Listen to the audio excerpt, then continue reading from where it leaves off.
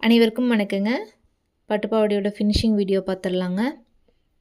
இதில் வந்து பார்த்திங்கன்னா நமக்கு பட்டுப்பாவாடையோட லென்த்து 32 இன்ச் தேவைப்படுது. ஆனால் இதோட லென்த் வந்து பார்த்திங்கன்னா 37 இருக்குங்க. 5 இன்ச் டக் அடிக்கிற மாதிரி வருங்க. இப்போ இந்த 5 இன்ச்சை நம்ம எங்கே டக் அடிக்கலாம் அப்படிங்கிறத பார்த்துடலாம். இப்போ இந்த பார்டர்லேருந்து நம்ம ஒரு 2.5 இன்ச் நம்ம டக் பிடிக்கிற மாதிரி இருக்கும்.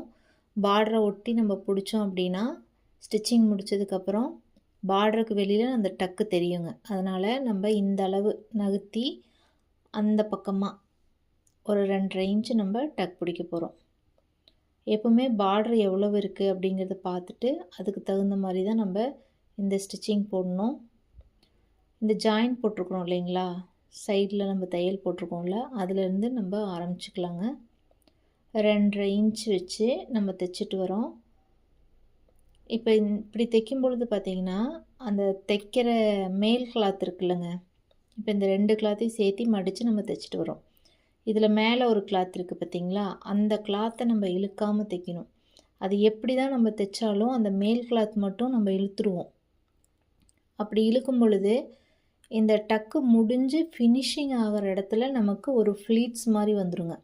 மேல் துணி மட்டும் எச்சா இருக்கும், கீழ் துணி கம்மியாக இருக்கும்.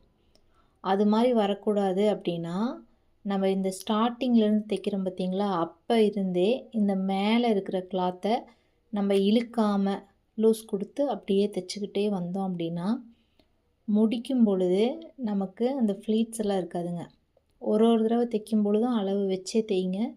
அப்போ தான் ஒரே மாதிரி ஈவனாக லென்த் வருங்க. நமக்கு பாருங்கள், இந்த மாதிரி வந்துடும்.